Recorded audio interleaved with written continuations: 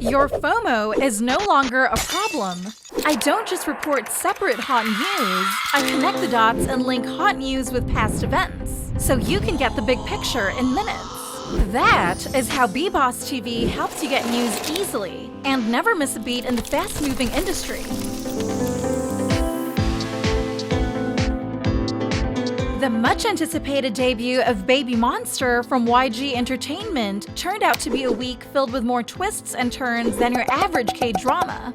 The K-pop world was abuzz last week, starting with rumors swirling about ahyeon potentially leaving BABYMONSTER.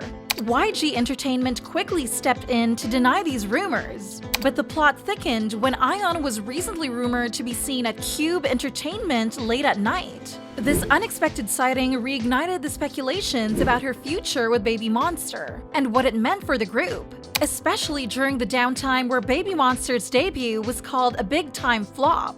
In the midst of this uncertainty, details about BABYMONSTER's debut having no visual director, no Teddy Park, and just young Heeseung broke out. This, of course, explained the underwhelming aura of the whole MV, and this unpolished debut fed into the growing narrative that BABYMONSTER was missing that essential ingredient for success, a concern echoed by fans and critics alike. So, how did YG Entertainment go from the house of BLACKPINK to the management company behind this underwhelming debut of BABYMONSTER? An employee at YG Entertainment might have the answer.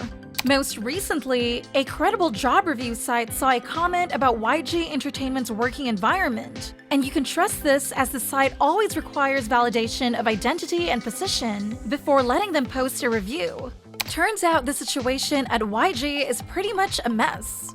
While there are pros to working at such a renowned company, the cons appear to be more prominent. The big bosses at YG who make all the decisions are not really keeping up with what's new or cool, and they're pretty slow and stubborn on making important decisions. And get this, they're super fuzzy about tiny details, like spending ages fuzzing over small stuff such as how short videos are edited. That's not all. Trying to change their minds or get them to try new things? Nearly impossible. It's like everyone's too scared to speak up, or when they do, it doesn't make a difference. Even BABYMONSTER's debut lands on a really low note, clearly seen through how YG's stock price has a downtrend for the past 5 days. And the public reactions, which you can check out in detail here, is mostly negative. Their song is called Recycled, and the visual looks like what a Nugu company would do.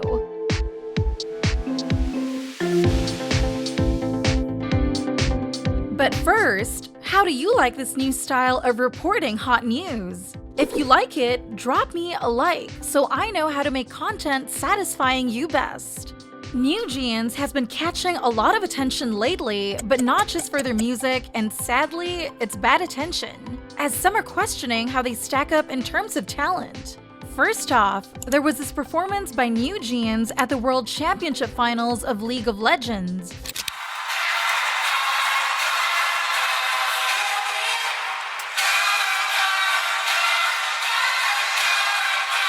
The chatter around it isn't exactly praise. Some viewers likened it to a high school talent show and complained how NewJeans always made the performances look like a TikTok rather than a polished K-pop stage. From lip-syncing to what some felt was disjointed choreography, the performance left viewers unimpressed, and when people think it's already it, NewJeans disappointed people again at the 2023 Blue Dragon Film Awards.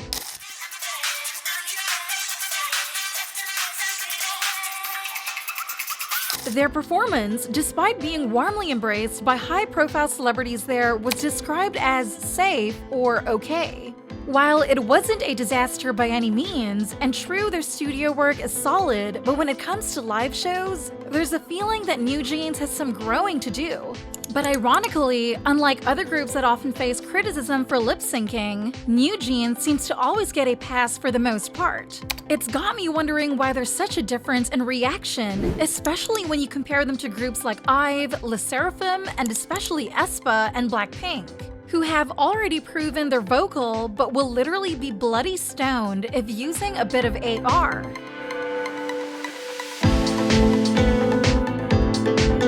Western media's approach to K-pop is still a mixed bag, as recent events have shown.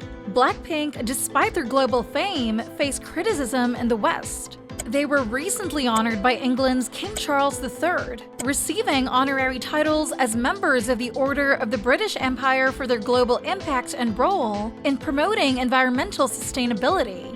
I applaud Jennie, Jisoo, Lisa and Rosé, better known collectively as BLACKPINK, for their role in bringing the message of environmental sustainability. However, the British tabloid Daily Mail chose to cover this achievement with an offensive headline, bringing up starvation diets, daily weigh-ins, and huge pressure to have plastic surgery in the context of K-pop in general, but misleadingly implying it was specific to BLACKPINK.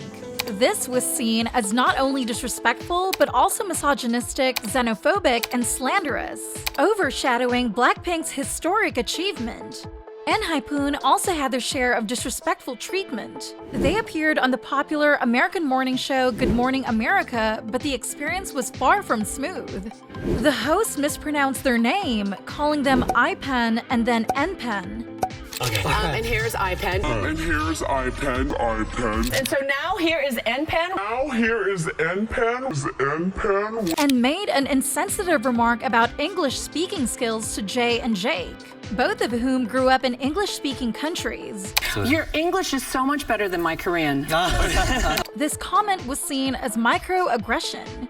Adding to this, there were technical issues like a non-working microphone during the interview and poor camera work during the performance. The show's social media account even got the name of their album wrong, calling Orange Blood as Blood Orange. These incidents highlight a recurring problem with Western media's interaction with K-pop. A lack of research, preparation, and sensitivity, which can result in disrespectful and inaccurate coverage. Despite the global reach and influence of K-pop, it seems there is still a significant gap in understanding and respect from certain Western media outlets.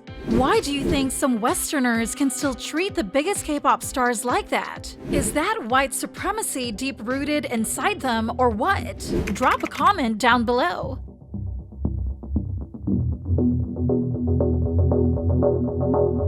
Recently, we've seen an increase in violent incidents in South Korea, and it's even touching the world of K-pop. First off, MTV Video Music Awards in Japan 2023 saw a haunting moment where someone was stabbed. We don't know much about who got hurt or who did it, but it's sad to see violence at events that are supposed to be about celebrating music. This kind of thing is hitting closer to home too. Woohyun, a member of Super Junior, FYI, got caught up in a stabbing incident as well. He was in a dressing room at a musical show when a woman in her 30s came in with a weapon. Woohyun tried to help, but he ended up getting hurt. Luckily, he wasn't badly injured, got cut on his fingers, and luckily got treated right there. The police arrested the woman, but this incident really shows how even well-known stars aren't safe from this sudden violence. And it's not just at big events or with famous people. A really serious case happened with a person named Jung. Jung was so angry about personal stuff, like not doing well in school and finding a job, that she hurt an innocent young woman in a horrible way. The attack involved stabbing an unacquainted young woman approximately 110 times. The victim, known for her kind nature and just stepping into society, faced a tragic and unfair end as the court still considered Jung's young age and the potential for rehabilitation, leading to her life sentence instead of a death sentence.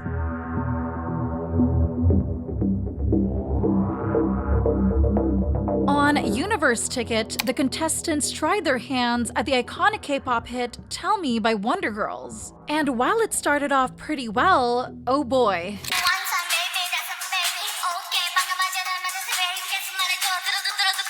It soon took a turn when they hit the rap part. A couple of contestants totally stumbled through it, and guess what? The judges, including Kim Seojeong, couldn't help but laugh.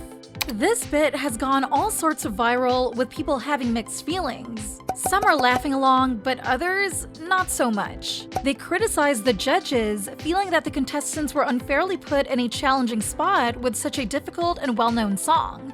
This survival show also went viral again for Seojeong's blunt remarks on Universe Ticket. 저는 걸그룹한테 그렇게 실력이 중요하지 않다고 생각을 해요. 대신 무대에서 그 실력이 Basically, talent doesn't mean much for a girl group, and you might not be perfect and don't need to be. But you must always work hard and give your best. That's what Seojeong meant. That comment was of course controversial because some understand Seojeong's words as girl groups don't need talents to shine, and are too blunt for the fresh contestants. But personally, I think her words held true because even though people always talk about talents, sometimes they just love a girl group for a vibe like NewJeans or for visual and good music like IVE. The part about hard work is even more true as it emphasizes how hard work will pay off.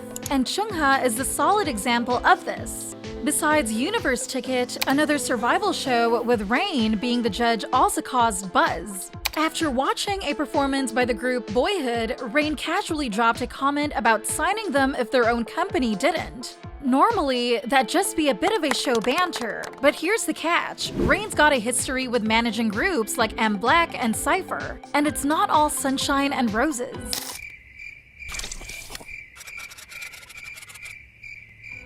Fans remember and they were quick to call him out. They're questioning if he's really the best guy to take on new talent considering his track record. It's a reminder that in K-pop, your past moves can really stick with you, especially when you're in the hot seat as a member or producer.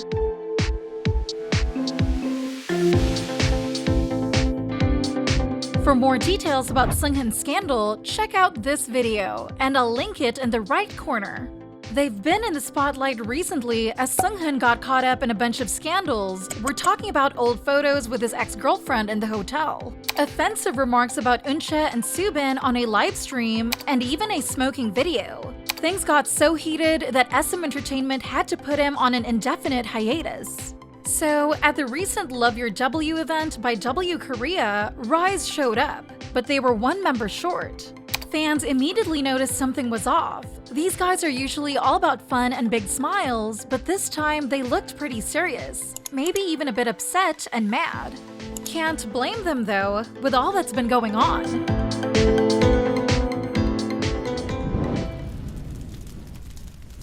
Infinite's Nam Woohyun recently shared his challenging journey battling a rare form of cancer known as a gastrointestinal stromal tumor, which affects only about 10 out of every 1 million people. Before undergoing urgent surgery, Woohyun hurriedly held fan events and performances, aware of the seriousness of his condition. The recovery from his surgery was tougher than he expected. Woohyun endured a difficult period where he couldn't drink water for almost 3 weeks, had to cope with a significant 20-centimeter scar on his stomach, and has been suffering from breathing problems during performances until now. But this challenging time in his life led him to a deeper understanding of himself and his music, leading to a new album, White Tree, set to release on November 28. Through his music, Woohyun aims to inspire and provide courage to others facing tough times, embodying the resilience he showed during his own battle with cancer.